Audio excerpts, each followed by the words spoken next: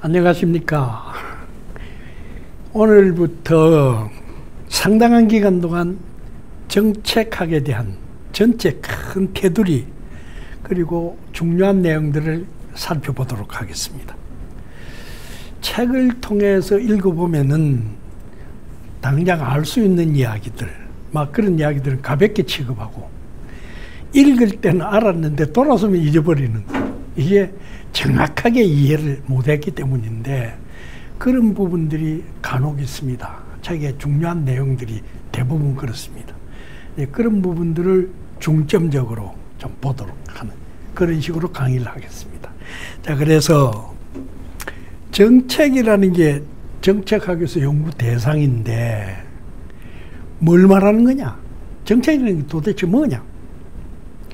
우리가 보통 이야기를 정책 그러면 정부에서 하는 대책이다, 시책이다, 계획이다 이름이 여러 가지로 붙어 있는데 근데 이름은 뭐로 붙였든지 간에 내용이 정부가 하는 일의 기본 방침 이렇게 아주 간단하게 우선에 생각을 하면 좋습니다.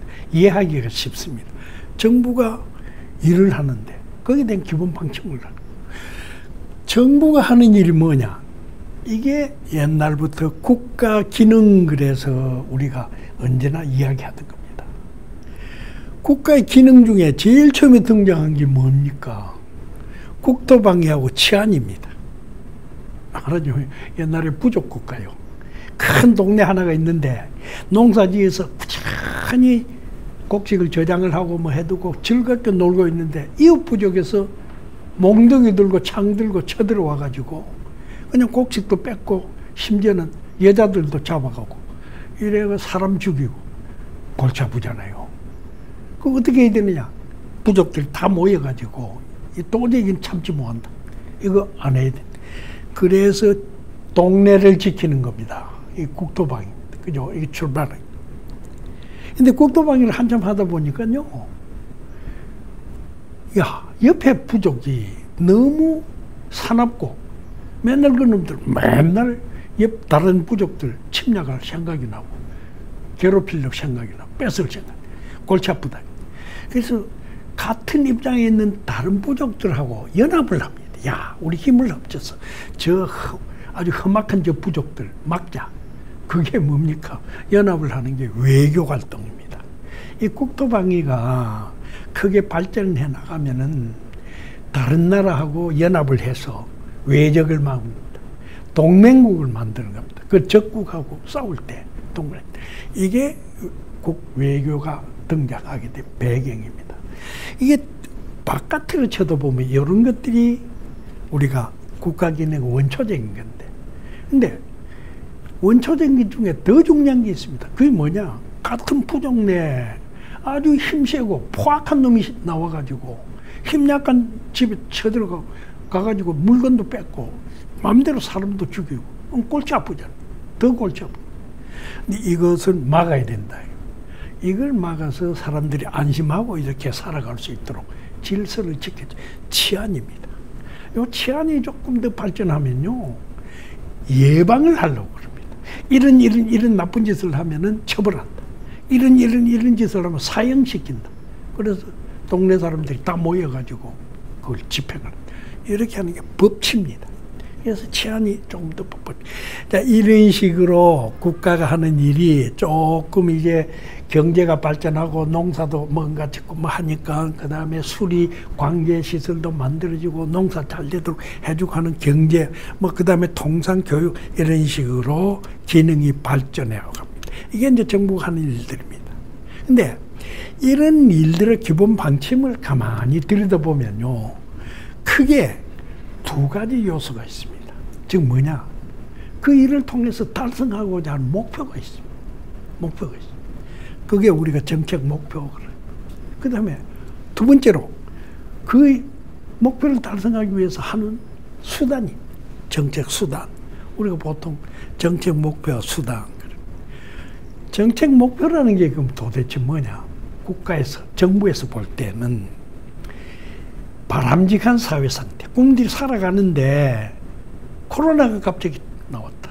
이거 바람직한 상태가 아닙니다. 코로나를 어떻게 해서든지 없애고 예방을 해서 코로나 없던 상태로 돌아가는, 바람직한 사회 상태로 돌아가는, 이런 식으로요. 보통의 정부의 정책 하는 일은 보면은 문제를 해결하는 것을 목표로 삼습니다. 이거를 치유적 목표, 레미디얼 골. 레미디 그러는 게 무슨 말이냐? 병에 대한 치료, 처방입니다. 그 레미디 그러는데 쉽게 얘기하면 처방적 목표. 말하자면은 문제 해결을 하는 것이. 근데 우리가 생각을 해보면 여러 국가의 정책은 거의 대부분이 그 분야에서 발생하는 문제를 해결하는 걸 목표로 삼습니다. 정책 목표. 근데 전혀 다른 목표도 있습니다. 이게 1960년대 우리가 대대적으로 추진했던 겁니다. 말하자면 너무나 가난한데 우리 좀 잘 살아야 될 거 아니냐. 국민소득이 겨우 80불인데 적어도 한 300불은 만들어야 될 거 아니냐. 옛날에 없던 사회 상태를 창조하려고 그래요. 창조적 목표. 이게 우리가 흔히 말하는 계획이라든가 발전 계획 또는 뭐 경제개발 계획 등등의 이름을 붙인 계획에서 주로 볼 수 있는 목표들입니다. 이런 목표도 간혹 있습니다. 우리나라 아직도요. 야, 우리가 IT 분야의 선구자가 돼야 될 거 아니냐. 그러려면 IT 분야의 스마트화 뭐 이런 걸 하기 위해서 어떻게 해야 되느냐. 그 정부에서 뭔가 도와줘야 될 거 아니냐. 도와줄 수 있는 그런 식의 목표들. 여하튼 목표는 이런 게 있지만은, 그러나 선진국이 되면 될수록 창조적 목표는 줄어들고 치유적 목표가 거의 대부분이 된다. 대강 그렇게 알아둡니다. 정책 수단은 이걸 추진하기 위한, 집행하기, 목표를 실현하기 위해서 뭘 해야 되느냐. 이 수단에 대해서는 나중에 집행론에 가서 자세히 이야기가 또 좀 나올 겁니다. 왜 그러냐? 정책 수단을 실현하는 것이 정책 집행입니다. 그래서 그때 가서 우리가 좀 봅니다. 근데 이 정책을 우리가 목표 수단만 볼 게 아니라 보면은 반드시 정책이 대상으로 삼는 집단이 있습니다. 이걸 우리가 조금 이해를 먼저 해둬야 됩니다. 정책을 이해하려면 뭐냐?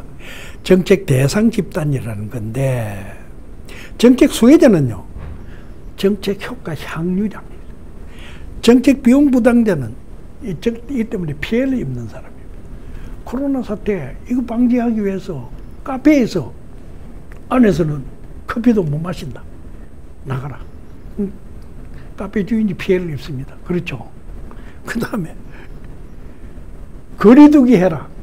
그 다음에 저녁에 일찍이 문 닫아라. 피해를 입는 사람 굉장히 많습니다. 사실은 코로나 사태는 모든 국민들이 다 피해자입니다. 그 대책을 세우려고 그러다 보니까. 그리고 수혜자는 누구냐? 이게 또 모든 국민이다. 그렇죠. 코로나 사태이기. 이 코로나 사태는요, 수혜자나 비용 부담자가 동일인, 거의 동일. 그런데 양자가 딱 구분되는 경우가 굉장히 많습니다. 어떤 거냐? 우리가 흔히 말하는 규제 정책 그러는 겁니다. 규제 정책은 말하자면은 비용 부담자들이 따로 있습니다. 환경 보호를 위해서 기업들이 공장에서 폐수 방류하는 거 막아라. 그 공장이 피해 정책 말씀 비용 부담자. 그러니까 혜택을 보는 사람들은 공장에 물이 나와서 깨끗하게 물을 쓰는 사람들. 식품 안전 위해서 어린애들이 불량식품 만들어서 학교 앞에서 파는 게 막아라. 말하자면 불량식품 생산자들이 피해죠. 그렇죠. 혜택을 보는 어린애들. 이런 식으로 당자가 달라지는 수가 있다. 이게 나중에 골머리석입니다. 정책을 결정을 하려면 향유자는 찬성을 하는데 비용 부담자는 반대를 하고, 당연히 그렇죠. 이렇게 되는 경우가 많다.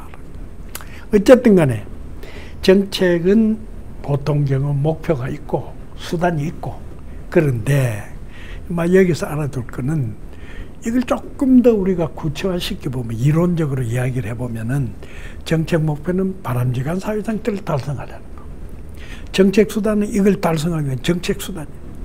그럼 정책이라는 게 뭐냐? 기본 방침인데, 이 기본 방침이 권위 있는 정부기관이 공식적으로 천명을 해야 그게 정책이라고 이야기를 하는 겁니다. 대통령이요, 기자들하고 저녁 술 마시는 자리에서 기자들이 나오고, 이 대통령님 이 문제 이렇게 이랬는데 우리 기자들 위해서 이런 거 좀 해가지고 정부에서 해주는 게 좋지 않습니까? 대통령들 보고 그랬더니, 야, 그래, 맞아. 그거 해주지. 라고 했을 때 그게 정책이냐? 아니다, 이거. 대통령이 공식적으로 대통령의 직위에서 결정을 중재해서 발표를 해야 기본 방침이, 그래야지 그게 정책이라고 이름을 붙이는 거다. 뭐 우리가 쉽게 알 수 있는 이야기입니다. 그런데 이 정책을요, 목표를 중심으로 해서 종류를 크게 우리가 두 가지로 나눕니다. 아까도 이야기 잠깐 나왔습니다만, 규제 정책, 배분 정책. 바로 코로나 사태 때문에 거리두기 하자, 저녁에 9시 되면 식당 문 닫자, 뭐 하자 하는 거는 규제 정책이 아주 티피컬한 경우입니다. 그런데 이 규제 정책이요, 코로나 대책 같은 건 아주 특수한 경우고, 대부분은 소비자 보호, 환경 보호, 범죄 억제 등등 필요한 내용들. 아까 이야기한 대로 불량식품 먹는 어린애들 보호해야 되겠다. 소비자 보호. 그 다음에 말하자면 엉터리 약을 만들어서 부작용 이런 그런 거 막아야 되겠다. 소비자 보호. 환경 보호, 그죠? 아까 범죄 억제. 말하자면 사람이 강도짓 한다. 난 물건을 사기를 쳐 뺏는다. 막아야 되겠다. 안 된다. 범죄. 사실은요, 형벌을 가하는 형법 나와 있는 내용이 전부 다 규제 정책입니다. 형법이라는 건 다 규제 정책 내용. 법제화. 왜 법이 만들어졌느냐 하면은 이 규제 정책은 어쨌든 간에 일부 국민들의 권리, 재산권 행사, 이걸 억제하는 겁니다. 하니까 함부로 하면 안 되니까 법률로 국민들의 대표기관인 정부, 국회에서 결정해야지 되는 겁니다. 이런 식으로. 근데 이 규제 정책은 말하자면은, 이 규제 당하는 사람들한테는 굉장히 고통스럽고 재미없는 겁니다. 근데 배분 정책은 거꾸로 혜택을 나누죠. 수혜자들이 쫙 있습니다. 우리 동네 앞에 조그만 개울이 있는데 비가 많이 오면 물이 넘쳤어. 학교를 못 간다. 저 시골 이야기. 정부 나와서 다리를 건설해 줬다. 아주 좋은 걸 했습니다. 댐을 건설해 줬다. 교수들이 연구하는데 연구비 부족하는데 연구비를 떼줬다. 이런 것들이 정부가 재화나 서비스를 제공. 배분 정책, 수혜자들이 쫙 나오는 거예요. 수혜자. 그 배분 정책의 정책 비용 부담자는 누구냐? 누구겠습니까? 돈으로 막 해가지고 해주는데 그 돈을 부담하는 사람 누구냐? 세금 내는 사람들. 세금 내는 사람들이 배분 정책의 소위 말하는 정책 비용 부담자. 비용 부담. 여하튼 이런 식으로 정책은 배분 정책, 규제 정책 두 가지로 이렇게 크게 나누어지는데 여기에 재분배 정책 그러는 것이 하나 더 나옵니다. 이건 어떤 거냐? 고소득층으로부터 저소득층으로 소득을 이전하는 것. 사회적 약자를 보호하는 정책입니다. 한마디로 이야기를 하면 사회적. 그래서 사회적 강자들이 뭔가 이렇게 비용을 부담을 하고 희생을 좀 해서 약자를 도와주는 거. 도와주는 거. 그런 게 재분배 정책. 예를 들어 이야기를 하면요. 배분 정책의 내용이 사회적 약자를 위한 것일 때 우리가 재분배 정책. 돈을 나눠주고 막 하는데 보니까 노인네들 아주 말하자면 이탁할 데 없는 노인네들 보호하기 위해서 돈 나눠준 것. 재분배 정책. 그죠? 재분배. 교수들한테 연구비 떼줬다. 그건 재분배 정책이 아닙니다. 그렇죠? 아닙니다.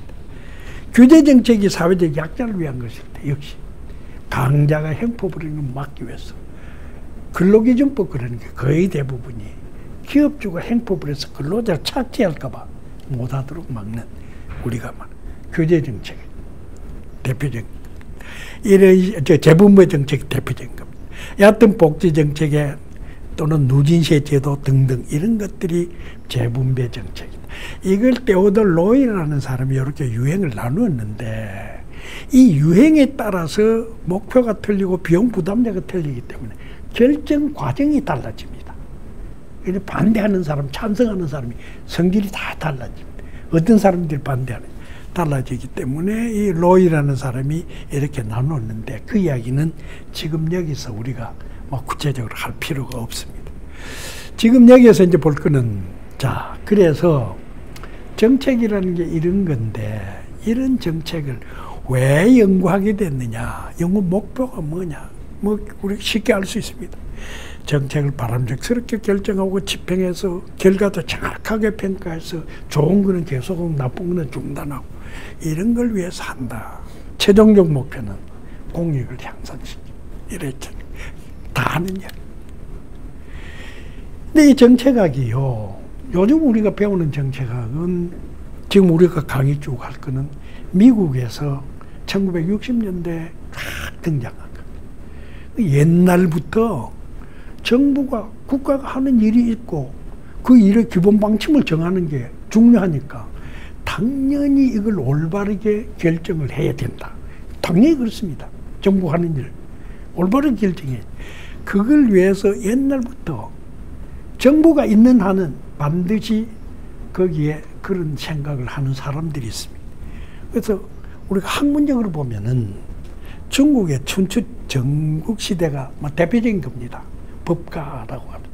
법가, 유가, 묵가 뭐 쭉 나올 때 거기 법가, 우리가 상황, 진시황, 할아버지죠.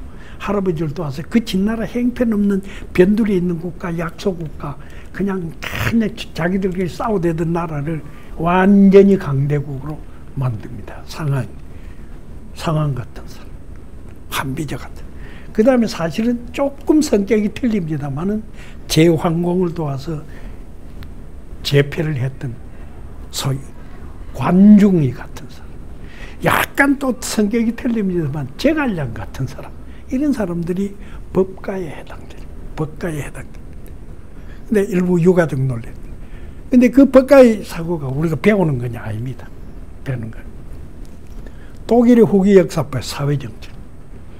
1860년대 말부터 말하자면 20세기 초까지 독일의 슈몰러라든가 브렌타노라든가 파레토라든가 이런 사람들이 독일이 영국보다 후진국이고 프랑스보다도 후진국인데 어떻게 하면 우리가 독일이 따라잡을 수 있느냐, 그걸 위해서 뭘 해야 되느냐, 경제를 어떻게 끌고 가야 되느냐, 이거를 이 사람들이 많이 주장을 했습니다. 이 사회정책론. 그런데 왜 그러느냐, 이 사람들 노동자 편을 많이 들은 내용이 사회정책이었다. 근데 여하튼 그래 20세기 말하자면 미국의 대공황이 일어났던 그 시기에 케인즈 불경기 극복이로 이런 것들이 정책 연구에 해당되는, 정책을 어떻게 끌는. 그런데 우리가 지금 하고 있는 현대적 정책학은 그런 게 아니라 1950년대 초에 라스웰이라는 학자가 주장을 좀 했습니다. 내가 진도가 너무 빠른지 늦은지 한번 봐야 되겠네. 이 현대적 정책학인데, 이 현대적 정책학은 라스웰이라는 사람이 주장을 했지만은 60년대 초에 미국 사회가 60년대 초에 대혼란에 빠졌습니다. 요 이야기는요 조금 해야 됩니다. 왜 해야 되느냐? 1950년대는 아마 인류 역사상 가장 잘 살고 행복스러운 나라가 1950년대 미국입니다. 2차 대전에 이겼잖아요. 45년 전쟁이 끝났는데 유럽도 다 부서지고 일본도 막 다 부서지고 다 부서졌는데 소련도 다 부서졌는데 미국만 건재했습니다. 그런데다가 경제가 엄청 좋아졌습니다. 좋아져가지고 엄청 잘 살았습니다. 미국 50년대 지상 천국이라고 많은 사람들이 생각을 했습니다. 그런데 이 50년대 미국에 50대 말이 되면 문제가 발생하기 시작합니다. 뭐냐? 소련이 인공위성 스푸트니크 1호 쏘아 올렸는데 그 인공위성 떠오르려면은 엄청난 과학, 자연과학, 즉 물리학적 지식, 그리고 기술이 결합이 돼야 돼. 당연히 그렇잖아요. 근데 그게 미국보다 먼저 인공위성을 쏘아올렸다. 미국은 자기들이 과학도 완전히 세계에서 넘버원이라고 생각했다. 원자탄도 만들고 다 그랬으니까. 충격을 엄청 줬습니다. 야, 이거 뭐 정말 잘못됐다, 미국이. 그러다가 60년대 초에 베트남전에 개입됐는데 발을 뺄 수가 없어요. 근데 베트남전은 미국이 잘못 개입한 전쟁. 쉽게 이야기를 하면은 월맹의 호지민 수상이 국민적 영웅이고 민족 독립운동가로서 존경을 받고 그래서 잘하고 있는데 월남은 베트남은 이게 대통령이야 부패하고 타락한 친구들 이런 친구인데 그게 미국에서 그런 친구들을 도와서 뭔가 하다 보니까 도저히 세계적인 지식인들이 쳐다보니까 이 미국 전쟁 잘못하고 있다.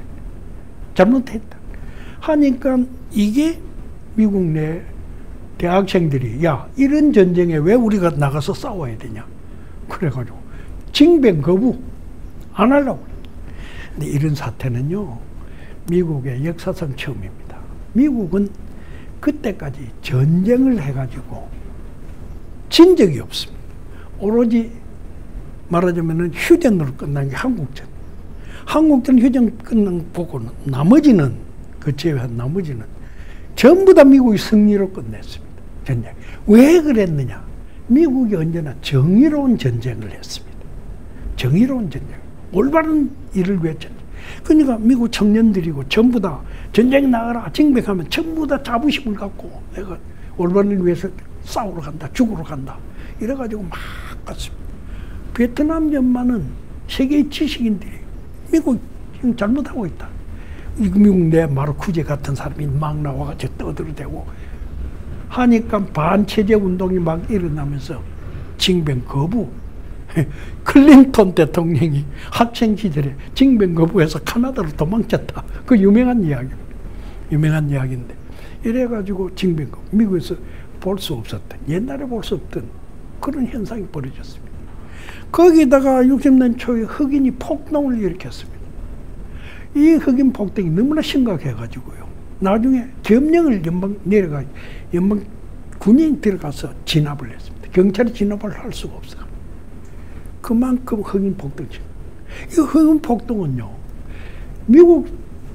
소위 미국 사람들의 국제적으로 완전히 망신을 시킨 겁니다. 미국이 그때까지는 자유와 평등의 상징이고 아주 모든 시민들이 정말 행복하게 다 같이 잘 살고 있다. 라고 했는데 흑인이 폭동을 일으켰다. 미국 사람들한테 정말로 큰 충격을 줬습니다. 이거는 청년들 징병 거부보다 더 심각한 충격. 그래서 미국의 지식인들, 지성인들이 야 우리가 도대체 같은 시민을 노예로 아직까지 우리가 취급하고 있는 거 아니냐. 이래가지고 이 세 가지가 겹쳐지니까요.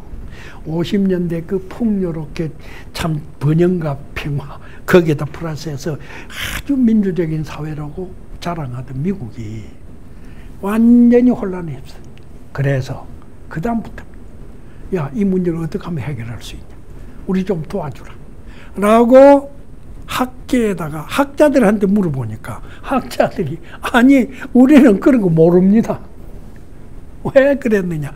이 사람들이 학자들이 연구를 한 거는 정책 문제를 해결하는 게 아니라 당시 행태주의라는 학문 풍조가 휩쓸고 있어가지고 행태주의 요게 이제 하니까 이런 정책 문제에 대해서 연구한 적이 없어요. 답변을 못합니다. 그래서 나중에 우리가 집행론인데 가서 보면 압니다만은 흑인들을 위해서 막 사업들 정책을 벌리는데 그냥 그걸 담당하는 사람들이 주먹구구식으로 막 이래가지고 일을 해가지고 막 실패하고 난리가 났는데 그래서 여기에 대해서 학자들이 반성을 시작했다. 야 이거 뭐가 잘못됐다. 우리 이거 뜯어 고쳐야 된다. 이런 식으로 해가지고 학자가 해가지고 뭐냐.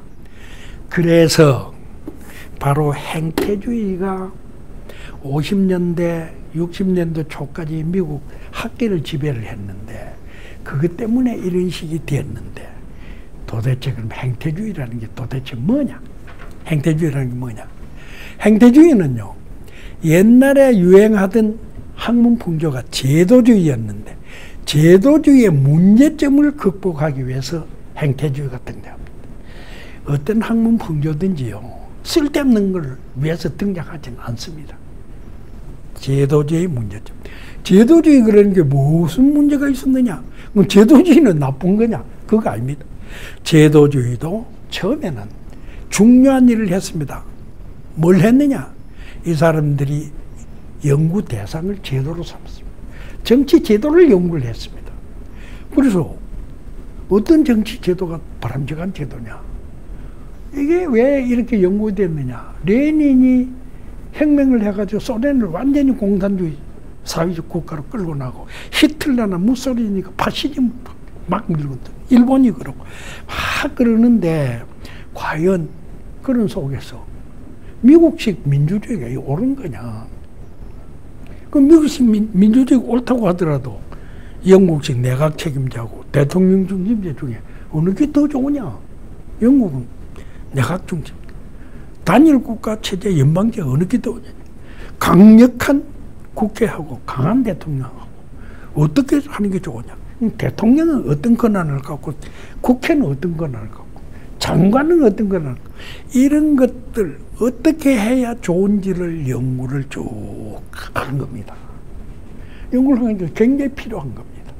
그래서 말하자면 장관, 지휘관료의 권한과 이렇게 다 하다 보니까 그 내용이 대부분 헌법학하고 행정법학에서 연구하는데요.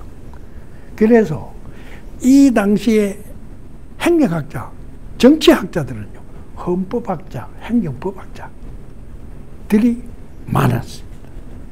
제도가 굉장히 중요한 제도를 열심히 하고. 그런데 이게 왜 문제냐? 이제 이야기를 하려면 우리가 이걸 합니다. 후보 대통령과 루즈벨트 대통령 똑같은 제도 속에서 둘 다 똑같은 대통령으로 똑같은 권한을 가지고 일을 했는데 두 사람이 정반대의 일을 했죠. 뭘 했느냐? 후보 대통령이 물러서고 루즈벨트가 대통령이 된 게 1932년입니다. 1929년도에 대공황이 터졌습니다. 대공황이 터지니까 그 다음에 당장 실업자들이 길거리에 넘쳐나고 공장 다 무너지고 농민들도 생산업이 팔리지 않고 농산물가 폭락하고 농민들 먹고 경제가 완전히 혼란에 빠졌습니다. 그때 후보 대통령은 주말만 되면 말 타고 사람들 모아가지고 파티 열고 간혹가다 골프도 치고 그러면서 그거를 사람들이 쳐다볼 때 저 사람 미쳤나? 미쳤나? 그게 아니라 후보 대통령은 어떻게 생각을 했느냐? 바로 이게 그때 당시에 미국 공화당이 생각하던 최고고 미국 사람들 거의 대부분이 지식인들이 생각하던 거 뭐냐? 경제는 불경기도 있고 호경기도 있다.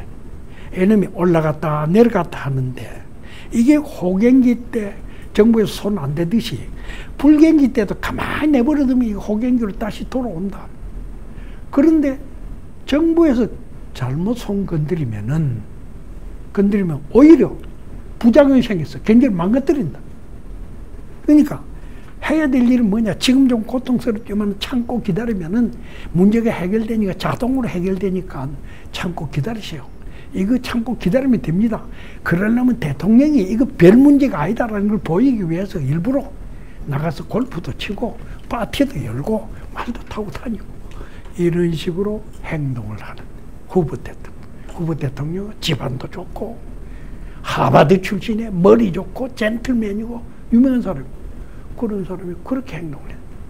루즈벨트 대통령이 딱 대통령이 됐어. 무슨 소리 하는 거냐?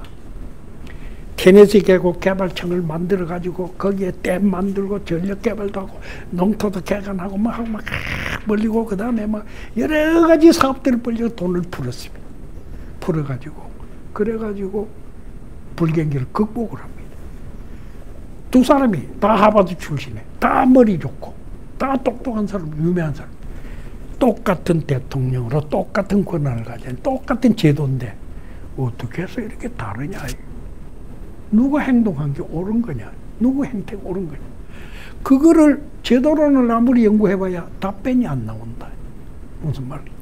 그래서 정치학자들이 야 이거 보니까 우리가 연구 잘못하고 있다. 그 제도는 이제 헌법학자나 행정법학자 맡기자. 우리가 할 거는 그게 아니다. 이 정치 행태를 연구를 하는 그게 아니다. 그러니까 옛날에는 규범론적 당위성을 연구를 했다. 무슨 말이냐. 대통령이 어떤 권한을 가지고 오르냐. 장관은 어떤 권한을 가지고 오르냐. 국회는 어떤 권한을 가지고 뭐가 오르냐 이걸 자꾸 따졌는데 실제로 돌아가고 있는 상황을 실제 상황에서 왜 저런 상황이 벌어지느냐. 왜 저런 행태를 하느냐. 그걸 알아야지. 실제로 독일어로 말하면 당이 졸렌이고 자의는 팩트, 사실입니다. 사실. 이런 식으로 제도주의가 약점이 이러니까 이거를 바로잡자. 그러려면은 인간의 행동이 왜 저렇게 나오느냐. 루즈벨트 왜 저런 행동을 했냐. 후보는 왜 저런 행동을 했냐. 이런 거를 연구를 해야 된다. 연구 대상은 인간의 행태로 했습니다. 그래서 행태주의라고 우리가. 그 행태라는 게 뭐냐? 행동이 반복적으로 나타나면은 그걸 행태라고.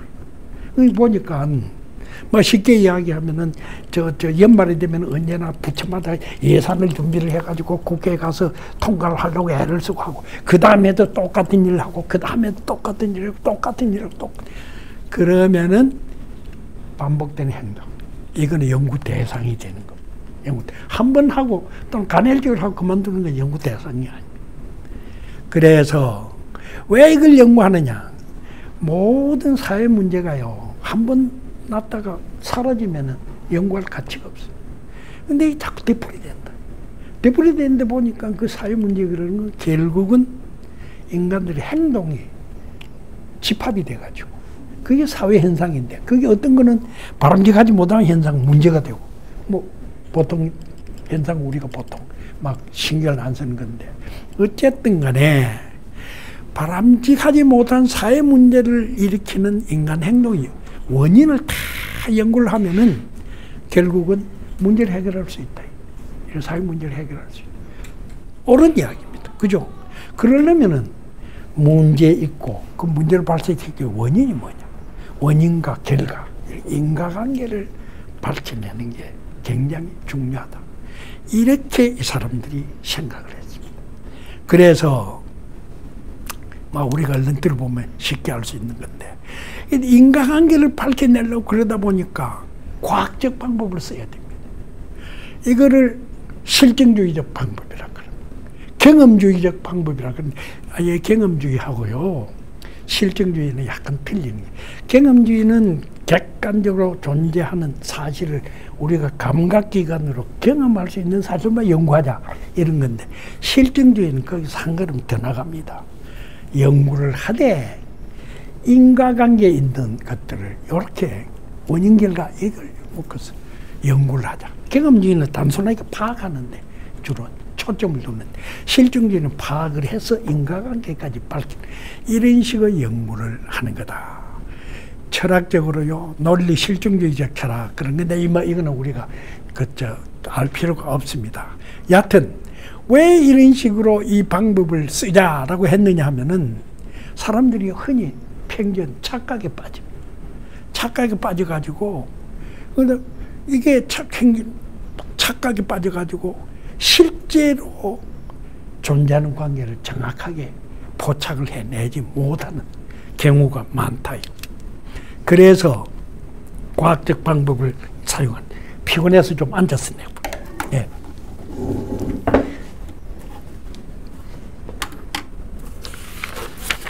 진도가 조금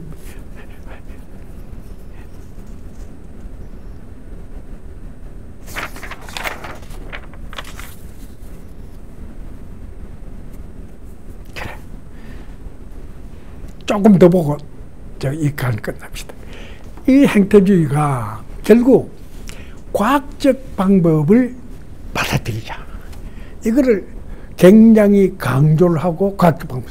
근데 과학적 방법이 왜 이 사람들이 과학적 방법을 저렇게 존중하고 막 좋아했느냐.